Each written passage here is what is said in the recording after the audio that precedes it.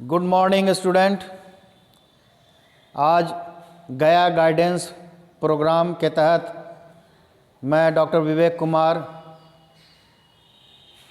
सोनूलाल Bandwal girls project +2 school Manpur का मैं शिक्षक हूँ। गया गाइडेंस प्रोग्राम आप लोगों के लिए खासकर मैट्रिक के विद्यार्थियों के लिए एक सुनहरा मौका लेकर आया है। आज गया गाइडेंस प्रोग्राम के तहत मैं सामाजिक विज्ञान के विषय में बताऊंगा। सामाजिक विज्ञान आप लोगों के एग्ज़ाम में दो भाग में एग्ज़ाम लिया जाता है, एक सैद्धांतिक परीक्षा, एक आंतरिक मूल्यांकन। सैद्धांतिक परीक्षा 80 अंकों का होता है, आंतरिक मूल्यांकन 20 अंकों का जो आपके विद्यालय द्वारा संचालित की जाती है।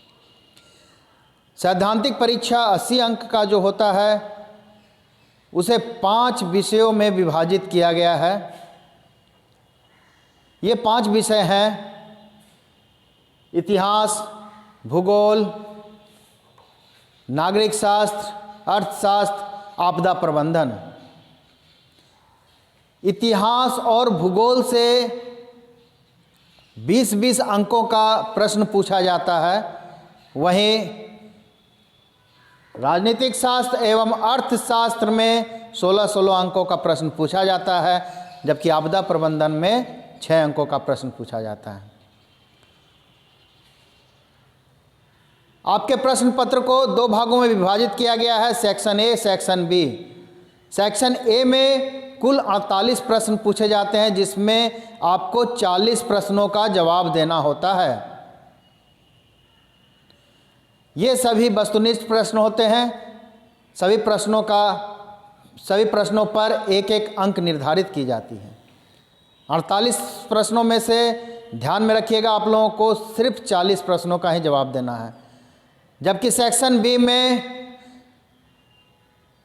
लघु उत्तरीय एवं दीर्घ उत्तरीय प्रश्न पूछे जाते हैं। लघु उत्तरीय प्रश्न 2 अंकों के होते हैं, जबकि दीर्घ उत्तरीय प्रश्न 4 अंकों के होते हैं। लघु उत्तरीय प्रश्न 5 विषय में पूछे जाते हैं, जबकि दीर्घ उत्तरीय प्रश्न आपदा प्रबंधन को छोड़कर 4 विषय में पूछे जाते हैं, भूगोल, इतिहास, राजनीतिक शास्त्र एवं अर्थशास्त्र।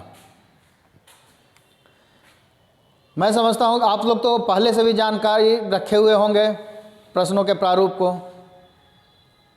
अब आते हैं हम लोग, आज मैं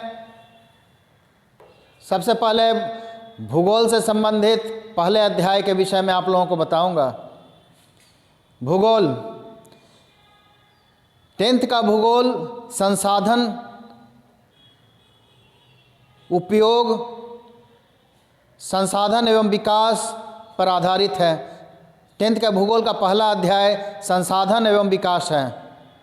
जैसे ही संसाधन का नाम हम लोग लेते हैं तो संसाधन की परिभाषा, संसाधन का अर्थ हम लोगों को जानने की इच्छुकता बढ़ जाती है कि संसाधन किसे कहते हैं। तो बच्चों, संसाधन वैसी वस्तु, वैसे तत्व जिसका उपयोग हम लोग अपने जीवन में अपने लाभ के लिए करते हैं, उसे संसाधन कहते हैं। ऐसे भी हम लोग बोलचाल की भाषा में कहते हैं कि हमारे पास साधन नहीं था या हमारे पास संसाधन नहीं था तो हम फलाना काम नहीं कर सके, तो वो संसाधन से ही रिलेटेड है। संसाधन का नाम लेते ही एक महान व्यक्ति जिमरमैन का नाम आ जाता है। जिमरमैन एक ऐसे विद्वान थे जिन्होंने कहा था संसाधन होते नहीं बनते हैं। बच्चों, ये सवाल अक्सर आता है, संसाधन होते नहीं बनते हैं, ये किनका वक्तव्य है? तो ये जिमरमैन का है। तो संसाधन होते नहीं बनते हैं, ये क्या कहना हुआ उनका? कोई संसाधन ऊपर से तो टपकता नहीं है, संसाधन कोई तो गिफ्ट में देता नहीं है। संसाधन का मतलब हुआ कि संसाधन मनुष्य बनाता है, संसाधन मनुष्य अपनी बुद्धि, विवेक, अपनी क्षमता, अपने तकनीक का उपयोग करते हुए संसाधन का निर्माण करता है। तो जिमरमैन का यह कथन बहुत ही महत्वपूर्ण है। बच्चों, संसाधन को हम लोग कई एक आधार पर विभाजित करते हैं। मुख्य रूप से हम लोग जानते हैं कि संसाधन दो प्रकार के, प्राकृतिक एवं मानव निर्मित संसाधन होते हैं। इसके अलावा संसाधन को कई एक आधार पर विभाजित करते हैं, जैसे पुनः प्राप्ति के आधार पर। पुनः प्राप्ति, जो पुनः प्राप्ति के आधार पर संसाधन को हम लोग दो भागों में विभाजित करते हैं। नंबर 1 नवीकरणीय संसाधन, नंबर 2 अनवीकरणीय संसाधन। नवीकरणीय संसाधन उसे कहते हैं जो पुनः प्राप्त किया जा सके, जो एक बार समाप्त हो जाए फिर हमें प्राप्त हो जाए, वैसे संसाधन को नवीकरणीय संसाधन कहते हैं। जैसे पेड़ पौधे, जीव जंतु इत्यादि संसाधन समाप्त हो जाते हैं एक समय में, लेकिन फिर वो उत्पन्न हो जाते हैं। यहाँ से एक सवाल अक्सर आता है बच्चों कि सौर ऊर्जा किस प्रकार की संसाधन है ऑब्जेक्टिव में। तो सौर ऊर्जा एक नवीकरणीय संसाधन है। दूसरा है अनवीकरणीय संसाधन। अनवीकरणीय संसाधन वैसे संसाधन को कहते हैं जो पुनः प्राप्त नहीं होते हैं। ये ऐसे संसाधन हैं कोयला, पेट्रोलियम इत्यादि। इससे भी सवाल अक्सर आ जाते हैं, कोयला किस प्रकार के संसाधन है, पेट्रोलियम किस प्रकार के संसाधन है। नेक्स्ट, स्वामित्व के आधार पे हम संसाधनों को 4 भागों में विभाजित कर सकते हैं या करते हैं। स्वामित्व के आधार पे व्यक्तिगत संसाधन, सामुदायिक संसाधन, राष्ट्रीय संसाधन, अंतर्राष्ट्रीय संसाधन। व्यक्तिगत संसाधन जैसे मकान, गाड़ी वगैरह जो अपनी निजी संपत्ति होती है उसे व्यक्तिगत संसाधन कहते हैं। सामुदायिक संसाधन जैसे आपका ये स्कूल, मंदिर इत्यादि सभी सामुदायिक संसाधन है। राष्ट्रीय संसाधन किसे कहते हैं? जो भारत सरकार के अंतर्निहित हो, जैसे रेलवे लाइन, सड़क इत्यादि राष्ट्रीय संसाधन है। राष्ट्रीय संसाधन एक जगह और देखते हैं बच्चों, समुद्री तट से समुद्र के अंदर 19.2 किलोमीटर तक के दूरी को राष्ट्रीय संसाधन कहते हैं। अंतर्राष्ट्रीय संसाधन, क्या आपके देश में ऐसा भी कोई स्थान है जो अंतर्राष्ट्रीय संसाधन हो सकता है? बिल्कुल नहीं। हमारे देश के अंदर कोई अंतर्राष्ट्रीय संसाधन नहीं मौजूद है, लेकिन समुद्री भाग का हम बात करेंगे, तटरेखा से 200 किलोमीटर के बाद, 200 नॉटिकल माइल्स के बाद बात करेंगे तो वो अंतर्राष्ट्रीय संसाधन हो जाते हैं। एक चीज़ और ध्यान देंगे बच्चों, हम बार बार कह रहे हैं 19.2 और 200, इसके बीच का जो संसाधन है 19.2 और 200 के बीच के का संसाधन जो है वो राष्ट्रीय संसाधन ही है, लेकिन कुछ अंतर्राष्ट्रीय सर्टिफिकेट लेते हैं, कुछ उनसे अंतर्राष्ट्रीय हस्तक्षेप के बाद वहाँ से हम लोग संसाधन का उपयोग करते हैं, जैसे मछली पकड़ना या संसाधन का दोहन इत्यादि इत्यादि। ठीक है। इसके अलावा उत्पत्ति के आधार पर भी संसाधनों को हम लोग 2 भागों में विभाजित करते हैं, जैव संसाधन, अजैव संसाधन। जिसमें जीव है वो जैव संसाधन, जो मृत है या निर्जीव है वह अजैव संसाधन। आप लोग सभी जानते हैं इस विषय में ज़्यादा। विकास की स्थिति के आधार पे संसाधन को हम लोग 4 भागों में विभाजित करते हैं। यहाँ से सवाल अक्सर आता है बच्चों, ध्यान रखेंगे इस पर।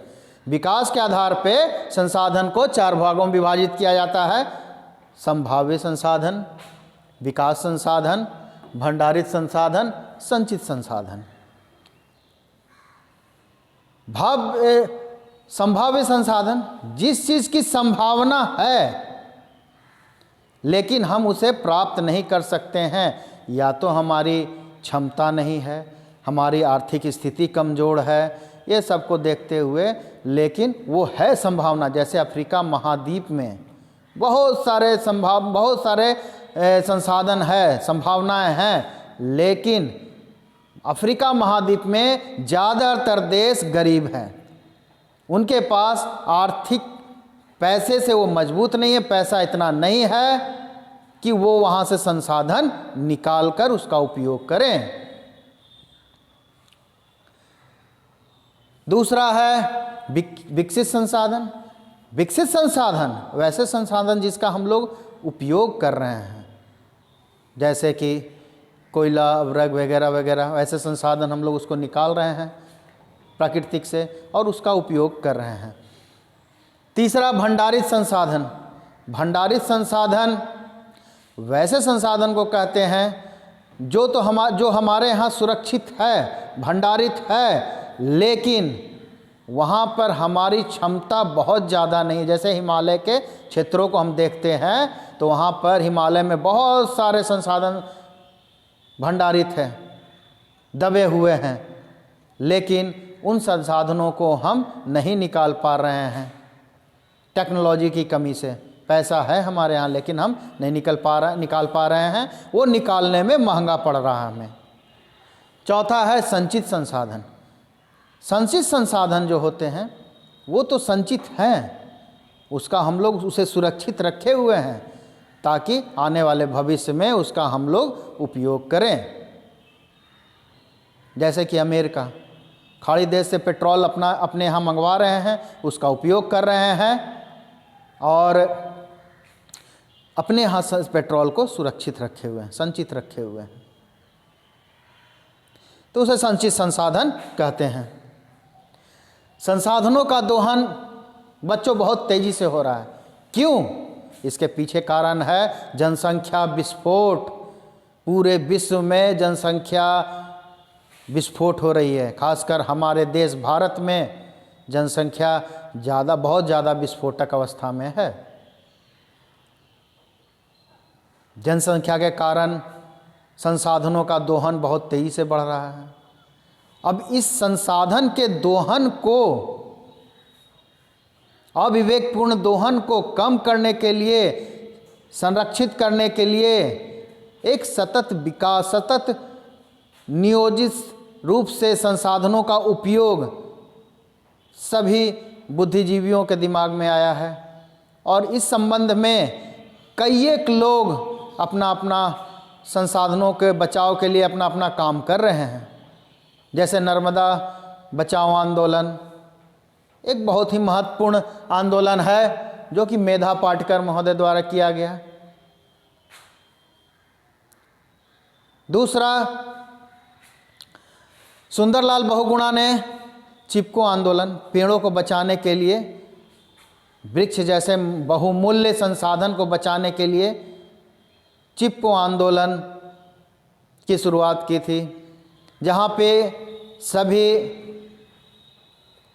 आदिवासी पेड़ को कटने से बचाने के लिए पेड़ में लिपट जाते थे। एक बहुत ही अच्छा नाम आता है संदीप पांडे जी का, जिन्होंने खेत को सिंचित करने के लिए वर्षा जल को सुरक्षित रखा और बताया कि वर्षा जल को सुरक्षित रख के हम कभी भी खेत को सिंचित कर सकते हैं। तो जल संसाधन का भरपूर उपयोग संदीप पांडे जी ने बताया। बच्चों, ये संसाधन का नियोजन, संरक्षण सिर्फ और सिर्फ अपने भारत देश में ही नहीं है, पूरे विश्व आज इसके लिए अलर्ट है। सर्वप्रथम 5 जून 1972 ईस्वी को स्टॉकहोम में एक सम्मेलन का आयोजन किया गया, विश्व शिखर सम्मेलन का। 5 जून 1972 को 5 जून बच्चों पर्यावरण दिवस मनाया जाता है, इसी दिन के शिखर सम्मेलन के बाद से।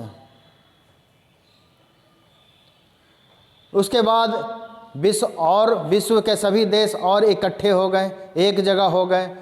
तो सबसे पहले 1992 में प्रथम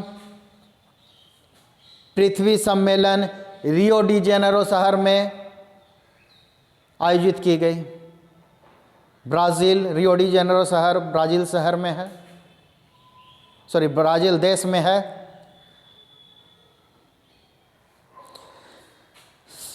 उसके बाद द्वितीय पृथ्वी सम्मेलन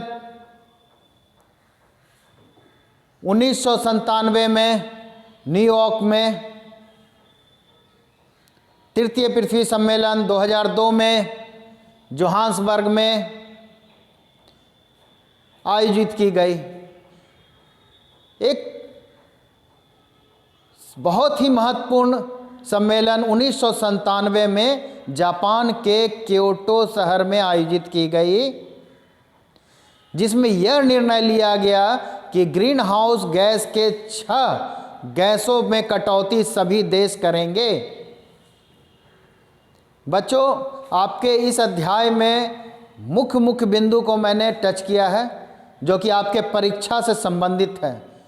इसी अध्याय में कुछ मैंने MCQ ऑब्जेक्टिव क्वेश्चन तैयार किए हैं, जो कि आपके परीक्षा के लिए बहुमूल्य हैं, और कुछ लघु तरीय प्रश्न तैयार किए हैं, वो भी आपके परीक्षा के लिए बहुमूल्य हैं। आप इस पे ध्यान दीजिए और इसको याद कर लें। बच्चों, एक आध प्रश्न मैं यहाँ देख लेता हूँ। तट रेखा से कितने किलोमीटर क्षेत्र सीमा अपवर्जक आर्थिक क्षेत्र कहलाते हैं? 100 किलोमीटर, 200 किलोमीटर, 150, 250। प्रश्न को अच्छे से पढ़ेंगे हम लोग, ऑब्जेक्टिव को, और उसके चारों ऑप्शन को हम देखेंगे, फिर उसका हम जवाब देंगे। ठीक है? इसी तरह बच्चों, समुद्री क्षेत्र में राजनैतिक सीमा के कितने किलोमीटर क्षेत्र तक राष्ट्रीय संपदा निहित है? 10.2 किलोमीटर, 15.5 किलोमीटर, 12.2 किलोमीटर, 19.2 किलोमीटर। इसका जवाब है 19.2 किलोमीटर। ठीक है बच्चों, कुछ MCQ ऑब्जेक्टिव टाइप के क्वेश्चन मैंने आपके लिए तैयार किया है, जो आपके होमवर्क के लिए मैं छोड़े जा रहा हूं। अब आते हैं, देखते हैं लघु तरीय प्रश्न, जो कि 2 अंकों का आपके एग्ज़ाम में पूछा जाता है। और इस चैप्टर से 2, 3, 4 जो भी हमने लघु तरीय प्रश्न बनाया है, वो काफ़ी महत्वपूर्ण है। महत्वपूर्ण आपके एग्ज़ाम में इसमें से एक न एक आने हैं। बच्चों, संसाधन को परिभाषित कीजिए। संसाधन का चैप्टर जैसे ही शुरू किया, मैंने बताया संसाधन क्या है, तो संसाधन को मैं परिभाषित आप कर सकते हो। ऐसी वस्तु, ऐसे तत्व जो हम अपनी आवश्यकता के लिए उपयोग करते हैं, उसे संसाधन कहते हैं। इसमें दूसरा सवाल बहुत ही महत्वपूर्ण है बच्चों, जो कि 2 तरह से एग्जाम में पूछा जा रहा है। प्राकृतिक संसाधनों का संरक्षण क्यों आवश्यक है, या संसाधन संरक्षण की उपयोगिता को लिखिए। दोनों तरह से पूछा जा रहा है। आपको इसका जवाब एक ही तरह देना है, एक ही है। आपको कंफ्यूज करने के लिए बोर्ड बार बार इस तरह का सवाल पूछते रहते हैं। तो बच्चों, इस पे आप ध्यान देख लेंगे। भूगोल के बाद सामाजिक विज्ञान में मैं नागरिक शास्त्र, नागरिक शास्त्र या राजनीतिक शास्त्र, सिविक्स के एक चैप्टर को उठाने जा रहा हूं। सिविक्स का यह चैप्टर लोकतंत्र में सत्ता की साझेदारी। लोकतंत्र में सत्ता की साझेदारी। लोकतंत्र, जैसे ही ये लोकतंत्र शब्द आता है, आपके मन में आता है लोकतंत्र है क्या? बिल्कुल, लोकतंत्र का मतलब होता है जनता का शासन। आज लोकतंत्र पूरे विश्व में लोकतंत्र का शासन, जनता का शासन आ गया। भारत में भी लोकतंत्र है। क्या हम वहाँ पे प्रधानमंत्री बन गए या आप प्रधानमंत्री बन गए? बिल्कुल नहीं। यह लोकतंत्र जो है यह एक अप्रत्यक्ष शासन है जनता का। इसमें जनता के द्वारा चुने गए प्रतिनिधि शासन करते हैं, इसलिए लोकतंत्र एक अप्रत्यक्ष शासन है। लोकतंत्र में बच्चों, लोकतंत्र तो है सराहनीय चीज़, लेकिन इसकी भी एक डिमेरिट है। डिमेरिट क्या है? इसमें सामाजिक विभेद बहुत सारे उत्पन्न हो रहे हैं। सामाजिक विभेद जातीय, समुदाय, धर्म, भाषा, क्षेत्रीय, बहुत सारे सामाजिक विभेद उत्पन्न हो गए हैं। इसके अलावा भी लिंग आधार पे, रंग के आधार पे, नस्ल, धन के आधार पे भी सामाजिक विभेद उत्पन्न हो गए हैं। लिंग के आधार पे स्त्री पुरुष, धन के आधार पे अमीर गरीब, रंग के आधार पे काले गोरे। जब सामाजिक विभेद की बात करते हैं तो एक नाम मार्टिन लूथर किंग्स का अवश्य आता है। मार्टिन लूथर किंग्स ने रंग भेदी नीति के विरोध में काम किया था। बच्चों, एक सवाल अक्सर आता है, सामाजिक विभेद की उत्पत्ति सर्वप्रथम कहाँ होती है? बिल्कुल, जहाँ बच्चे का जन्म हुआ सामाजिक विभेद उत्पन्न हो गई। बच्चा किस जाति में जन्म लिया, किस क्षेत्र में जन्म लिया, किस धर्म में जन्म लिया, खुद ब खुद सामाजिक विभेद उत्पन्न हो जाता है। सामाजिक विभेद के कारण कई एक देश में समस्याएं उत्पन्न हुई, जैसे यूगोस्लाविया सामाजिक विभेद के कारण, जातीय धर्म सामाजिक विभेद के कारण यूगोस्लाविया दो भागों में विभाजित हो गया। आज श्रीलंका क्षेत्रवाद के कारण, क्षेत्रीय सामाजिक विवाद के कारण श्रीलंका जो है परेशान है। ऐसी बात नहीं है बच्चों कि सामाजिक विभेद को लोग छोड़ दिए हैं। सामाजिक विभेद को संतुलित करने के लिए या उसके समस्याओं को हल करने के लिए राजनीतिक शास्त्र हर वक्त लगे रहते हैं।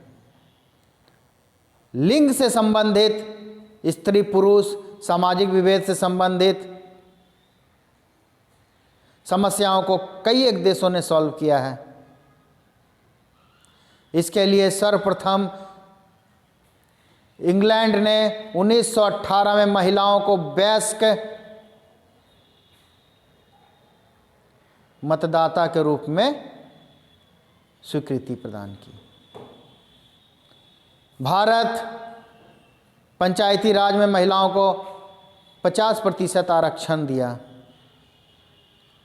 नॉर्वे, स्वीडन, यूरोप के इस तरह के देशों में आप चले जाइए, महिलाओं का जीवन स्तर काफ़ी ऊंचा है। ये सब कैसे संभव हुआ? क्योंकि लैंगिक सामाजिक विभेद को यहाँ पर समाप्त करने का प्रयास किया जा रहा है। बच्चों, राजनीतिक शास्त्र के इस अध्याय में कुछ प्रश्नों को मैंने लिया है। इसमें ऑब्जेक्टिव, लघु उत्तरीय काफ़ी महत्वपूर्ण प्रश्न पूछे जाते हैं।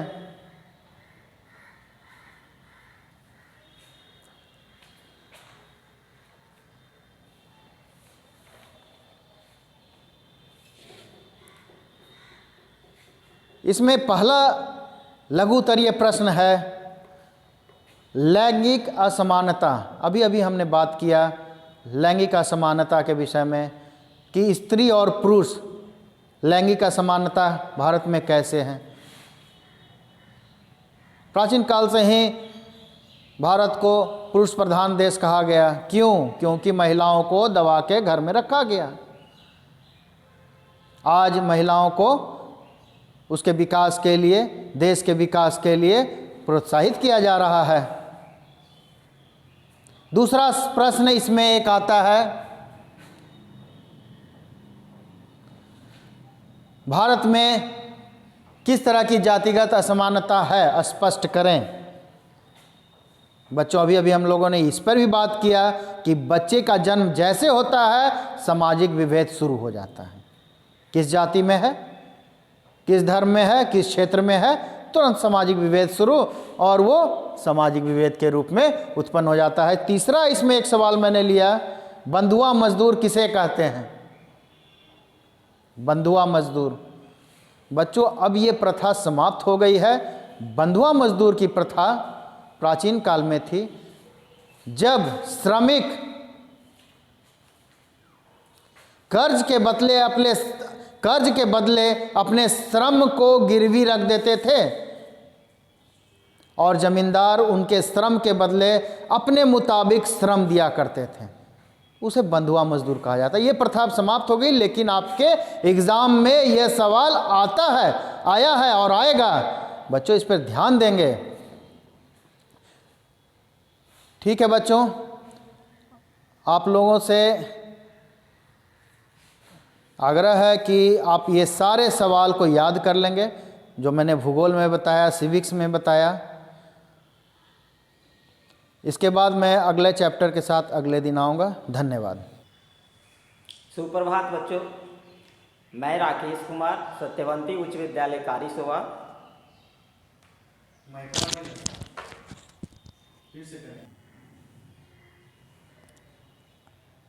अभी मैं राष्ट्रवाद एक विषय है इतिहास के अंतर्गत, उसमें देखा गया है कि राष्ट्रवाद जो एक भावनात्मक शब्द है वो आपको यूरोप में राष्ट्रवाद, हिंद चीन में राष्ट्रवाद और भारत में राष्ट्रवाद, यह जो राष्ट्रवाद संबंधित भावनाएं हैं वो हमारे इतिहास विषय से 3 चैप्टर को कवर कर रहा है। और यह जो 3 चैप्टर है वह परीक्षा के ख्याल से बहुत ही महत्वपूर्ण चैप्टर है, बहुत ही महत्वपूर्ण टॉपिक है। इसको ध्यान में यदि देखा जाए तो इससे दीर्घोत्तरीय भी प्रश्न पूछे जाते हैं, लघु उत्तरीय भी प्रश्न पूछे जाते हैं और वस्तुनिष्ठ ऑब्जेक्टिव प्रश्न भी पूछे जाते हैं। तो जब यहाँ पर विचार करेंगे या देखेंगे, आगे हम लोग इस पर विचार करते हैं, तो देखते हैं कि यूरोप में राष्ट्रवाद का प्रारंभ हुआ, बीजारोपण हुआ और राष्ट्रवाद पनपने के, राष्ट्रवाद भावना का उत्पन्न होने का कारण भी राष्ट्रवाद में जो विषम परिस्थितियां थी, जो नागरिकों में एक संकुचित विचारधाराएं जो फैल रही थी, उसको वहाँ के इतिहासकारों ने, वहाँ के बुद्धिजीवियों ने उसको उभारा और जो शोषण के शिकार हो रहे थे लोग, उसको उन्होंने उसके ऊपर आकर के उस पर कार्य किया और वो फिर राष्ट्रवाद की भावनाओं से प्रेरित हो गए। तो एक तरह से कहा जाए कि राष्ट्रवाद का यदि पूछा जाए कि राष्ट्रवाद क्या है, तो इसको परिभाषित हम कर सकते हैं कि एक भौगोलिक क्षेत्र में रहने वाले लोग, एक सामाजिक क्षेत्र में रहने वाले लोग, एक सांस्कृतिक क्षेत्र में रहने वाले लोग एक भावना यदि अपने आप में विकसित करते हैं, एकात्मकता की भावना विकसित करते हैं, तो यह भावना राष्ट्रवाद कहलाती है। या फिर इसको आप अपने तरीके से भी परिभाषित करके कि एक विशेष स्थान वाले लोग, एक संस्कृति वाले लोग यदि एक अपने आप में एक ऐसा भावना विकसित करते हैं कि वहाँ की एकात्मकता, वहाँ के प्रति प्रेम, वहाँ के प्रति सद्भाव यदि जागृत हो जाती है, तो ऐसी भावना राष्ट्रवाद की भावना कहलाती है। और इस तरह से यदि हम देखें तो यह राष्ट्रवाद की भावना फ्रांस की जो क्रांति हुई 1789 ईस्वी में नेपोलियन के द्वारा बहुत ही बढ़ चढ़ करके इसको लाया गया और वहाँ के लोगों को एक निरंकुश राजसत्ता के विरुद्ध जागृत करने का प्रयास किया गया, उनमें जागृति लाई गई और निरंकुश जो राजसत्ता थी, जो नागरिकों का शोषण कर रही थी, उसको वो वहाँ पर क्रैक करने का या फिर उसको ध्वस्त करने के बाद वहाँ पर सामाजिक लोकतंत्र या सामाजिक सत्ता जिसको कहते हैं समाजवादी सत्ता, उसको लाने का प्रयास किया गया। और इस तरह से नेपोलियन ने निरंकुश राज सत्ता को हटा करके वहाँ समाजवादी व्यवस्था कायम की और समाजवादी व्यवस्था के अंतर्गत वहाँ के नागरिकों को अधिकार दिए गए, नागरिकों के अधिकार को सुरक्षित किया गया और वो अपने आप को एक स्वतंत्र महसूस करने लगे। और यही जो व्यवस्था थी क्या हुई कि साम्राज्यवादी नीतियों में बदल गई। और यह जो साम्राज्यवादी जो नीति थी उसमें क्या था कि देखा जा रहा था क्या कि सभी जो शक्तिशाली जो देश थे यूरोप में, वो अपने आप को दूसरे जगह स्थापित करना चाह रहे थे, जिसको कि उसमें देखा जा रहा था कि उपनिवेश हमारा अपना कैसा बढ़े, हमारा आर्थिक क्षेत्रों का विकास कैसे हो। और इस तरह से यदि देखा जाए तो उस ख्याल से उन्होंने एक औपनिवेशिक व्यवस्था कायम की। और इस तरह से फ्रांस ने, ब्रिटेन ने, पुर्तगाली ने, डेनमार्क ने, लोगों ने अलग अलग अपने यूरोप देश से बाहर जाकर के भी उपनिवेश की स्थापना की और उस उपनिवेश के द्वारा वह अपने साम्राज्यवादी नीति को सफल बनाया। और जब आप आगे देखेंगे तो हिंद चीन में राष्ट्रवाद के विषय के अंतर्गत हम इन्हीं विषयों का अध्ययन करते हैं, लेकिन विस्तार हो जाता है कहाँ, फिर चला जाता है जब फ्रांस का जो उपनिवेश स्थापित हुआ हिंद चीन में। हिंद चीन में 3 देश आते हैं।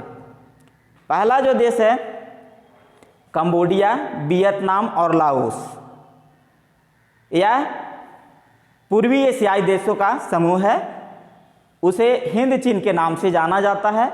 और वहाँ पर देखा गया कि हिंद चीन में पहले चीनी राज सत्ता थी, लेकिन जब साम्राज्यवादी नीति के अंतर्गत वहाँ सबसे पहले पुर्तगाली लोग गए।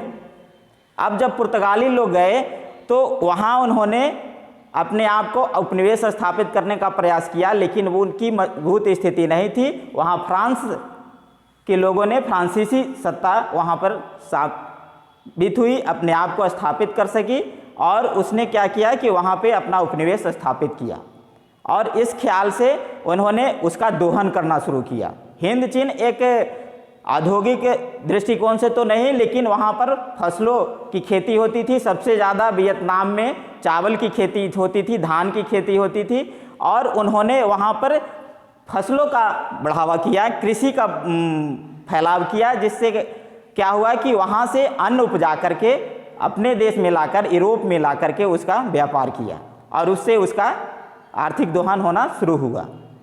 और जब हिंद चीन के लोगों ने, जिसमें एक महत्वपूर्ण भूमिका आती है हो ची मिन्ह का, तो हो ची मिन्ह ने क्या किया कि वहाँ के नागरिकों के अंदर जागृतियाँ लाई और जो यूरोप में घटनाएं घट रही थी। हो ची मिन्ह अमेरिका से भी, इतिहास से भी वो प्रेरित हुए और वो ब्रिटेन में जाकर के अध्ययन किया तो देखा क्या कि कैसे नागरिकों में जागृतियाँ लाई गई है। तो वो अपने देश में भी उसका उन्होंने फ्रांसीसी उपनिवेशों के विरुद्ध खड़ा किया और इस आधार पर उन्होंने एक आंदोलन प्रारंभ किया। और यही राष्ट्रवाद की एकता जो हिंद चीन में विकसित की गई और वही एक बड़ा आंदोलन का रूप लिया और अंततः फ्रांसीसी उपनिवेशों का वहाँ से समापन हुआ। और उसी दौरान क्या हुआ था कि अमेरिका का उसमें भी प्रवेश हुआ। एक प्रश्न पूछे जाते हैं और अक्सर हाँ प्रश्न पूछे जाते हैं, हमने देखा है कि 10 साल का प्रश्न उठाया है, जिसमें 2-3 साल यह आया है प्रश्न कि फ्रांस के समर्थन में अमेरिका का प्रवेश हिंद चीन में कैसे हुआ। इसको ऐसे भी पूछा जाता है कि हिंद चीन में अमेरिका का प्रवेश किस आधार पर हुआ। तो उस समय क्या था कि गुटबंदी की स्थिति हो गई थी, साम्यवादी सरकार थी और समाजवादी सरकार थी।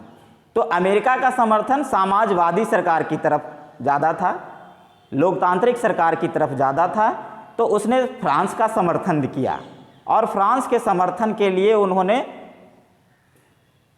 हिंद चीन में प्रवेश किया। और हिंद चीन में प्रवेश करने के बाद एक जेनेवा सम्मेलन हुआ, जिसमें वियतनाम को 2 भागों में बांट दिया गया। उत्तरी भागों में वहाँ की सत्ता साम्यवादी सत्ता स्थापित हुई, जिसको चीन का समर्थन था, जापान का समर्थन था, लेकिन बाद में जापान भी वापस आ गया और चीन का केवल रह गया। और इसी फायदे का लाभ उठा करके जब जैसे ही जनेवा सम्मेलन में समझौता हुआ तो दक्षिणी जो वियतनाम थे वहाँ पे समाजवादी व्यवस्था कायम हुई और इस तरह से अमेरिका उसमें सफल रहा कि वहाँ पर पूर्णतः साम्यवादी व्यवस्था लागू नहीं हो सका। तो इस तरह से यहाँ भी एक राष्ट्रीय भावनात्मक एकता जो विकसित हुई वो राष्ट्रवाद की भावना के कारण ही हुई और इसलिए इस चैप्टर में भी राष्ट्रवाद की अहम भूमिका है। इसी तरह से जब हम देखते हैं भारत में राष्ट्रवाद, तो भारत में भी राष्ट्रवाद यही कारण था कि यहाँ पर ब्रिटिश उपनिवेश स्थापित थे और ब्रिटिश उपनिवेश से यहाँ के नागरिक शोषण का शिकार हो रहे थे, यहाँ आर्थिक दोहन हो रहा था, यहाँ लोगों का अधिकार संरक्षित नहीं था, उनको हमेशा किसी न किसी प्रकार से प्रताड़ित किया जा रहा था। तो यहाँ के बुद्धिजीवियों ने, यहाँ के जिसमें हमारे महात्मा गांधी जी हुए, हमारे जितने भी स्ट्रगल फाइटर हैं, जो हमारे राष्ट्र नेता हुए, जिसमें बहुत सारे नाम आ सकते हैं, सुभाष चंद्र बोस आ सकते हैं, जवाहरलाल नेहरू आ सकते हैं, डॉक्टर राजेंद्र प्रसाद आ सकते हैं, अनगिनत है। यदि इनका देखा जाए, हम लोग जब देखते हैं भारत स्वतंत्रता संग्राम का, जब हम लोग इतिहास का अध्ययन करते हैं तो उसमें हमारे बहुत सारे लोग थे जो इस आंदोलन को, एक राष्ट्रीय एकता को पिरोने में भूमिका निभाई और उसमें भी राष्ट्रवाद की जो भावना थी उसको लाने का प्रयास किया, ताकि यहाँ के नागरिकों का भी एक अपने देश के प्रति प्रेम जाग जाए और इस तरह से आंदोलन को भी उग्र बनाया जा सके। इस ख्याल से इन्होंने ऐसा राष्ट्रवाद की भावना यहाँ भी विकसित किया और अंततः यहाँ भी यही हुआ कि ब्रिटिश उपनिवेश को यहाँ से भगाया गया। तो इस आधार पर यदि देखेंगे तो हम तो ब्रीफ किए, लेकिन इतना ही पढ़ने से आपको सारे प्रश्नों का उत्तर नहीं मिल पाएगा, इसलिए आप किताब का अध्ययन करेंगे और जो इसमें प्रश्न पूछे जाते हैं उसमें लघु उत्तरीय प्रश्न पूछे जाते हैं, दीर्घ उत्तरीय प्रश्न पूछे जाते हैं और ऑब्जेक्टिव वस्तुनिष्ठ प्रश्न पूछे जाते हैं, बहुविकल्पीय जिसको कहते हैं। तो यदि देखा जाए तो यहाँ पर हम उदाहरण के तौर पर आपको दो आपको दिए हैं ऑब्जेक्टिव और दो आपका लघु उत्तरीय है, जिसको मैं उत्तर के तौर पर आपको उदाहरण के तौर पर दिखा रहे हैं और आपको भी इसी तरह से प्रश्नों का उत्तर तैयार करना होगा और इस तरह से आप अपने परीक्षाओं में प्रश्न पूछे गए सवालों का उत्तर दे सकते हैं। जैसे वस्तुनिष्ठ प्रश्न में है बोल्शेविक क्रांति कब हुई, इसमें 4 ऑप्शन रहेंगे, तो जो सही आपका ऑप्शन है बी 1917, तो वह आंसर होगा उसका। उसी तरह से हिंद चीन पहुंचने वाले प्रथम व्यापारी कौन थे, तो प्रथम व्यापारी आपको मैं पहले भी बताया कि वहाँ पुर्तगाल गए थे, लेकिन उनकी स्थिति कमज़ोर नहीं थी, वहाँ फ्रांसीसियों ने अपना शासन स्थापित किया, उपनिवेश स्थापित किया और इस तरह से वहाँ वह अपने आर्थिक विकास को गति दी। इस तरह से अब देखेंगे लघु उत्तरीय प्रश्न में कि आपका अमेरिका हिंद चीन में अभी जैसा कि हमने चर्चा किया था कि अमेरिका का प्रवेश कैसे हुआ हिंद चीन में, तो उसका मुख्य मुद्दा क्या था। जब आप और ब्रीफ से बुक का अध्ययन करेंगे तो उसमें देख पाएंगे कि अमेरिका केवल और केवल चाहता था कि पूरे विश्व में समाजवादी व्यवस्था कायम हो, साम्यवाद का विरोध करता था वो, और जहाँ कहीं भी साम्यवाद की स्थापना होती थी तो उसके विरोध वहाँ पे वो अपना आंदोलन या वहाँ पे अपनी जो विचारधारा थी उसको लाने का प्रयास किया जाता था। और इसी पॉइंट ऑफ व्यू से हिंद चीन ने अमेरिका में भी प्रवेश किया। जब वहाँ देखा कि अब यहाँ से फ्रांसीसी उपनिवेश भगाए जाएंगे या फिर उनको हटाए जाएंगे आंदोलनकारियों के द्वारा, वहाँ पर अपना स्वतंत्र स्थापित किया जाएगा, तो उस स्थिति में यहाँ साम्यवादी व्यवस्था कायम न हो, इसी उद्देश्य के ख्याल से इन्होंने हिंद चीन में प्रवेश किया और अंततः वह जनेवा सम्मेलन में सफल भी हुआ। 2 भाग हुए लेकिन दोनों जगहों पे साम्यवादी व्यवस्था लागू नहीं हो पाई, एक जगह साम्यवादी व्यवस्था लागू हुई और एक जगह समाजवादी व्यवस्था लागू हुई। इसी तरह से देखेंगे आप शहरों के उद्भव में मध्यम वर्ग की भूमिका किस प्रकार रही। जब उपनिवेश स्थापित हुए तो उस समय अधिकांश शहरों का निर्माण हुआ, शहरों की उत्पत्ति हुई। तो उसमें मध्यम वर्ग जो थे, जो खासकर वो वेतनभोगी थे, उनकी जो आवश्यकताएं थी एक समान थी, जिसमें शिक्षक हो गए, क्लर्क हो गए, चिकित्सक हो गए, जो वेतनभोगी हुआ करते थे उनको मध्यम वर्ग माना गया।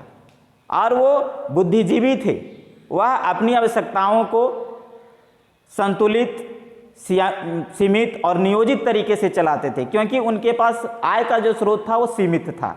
वो वेतनभोगी के नाम से जाने जाते थे, उनको मध्यम वर्ग कहा गया। और जहाँ कहीं भी शहरों का विकास हुआ तो उसमें इनकी महत्वपूर्ण भूमिका रही, क्योंकि वो एक निश्चित आय का ग्रहण करते थे और एक निश्चित माह में वेतन पाते थे। इसलिए वेतनभोगी होने के कारण उनका जो आवश्यकता पूर्ति की जो सामग्रियाँ थी वो बहुत सीमित थी और नियोजित थी।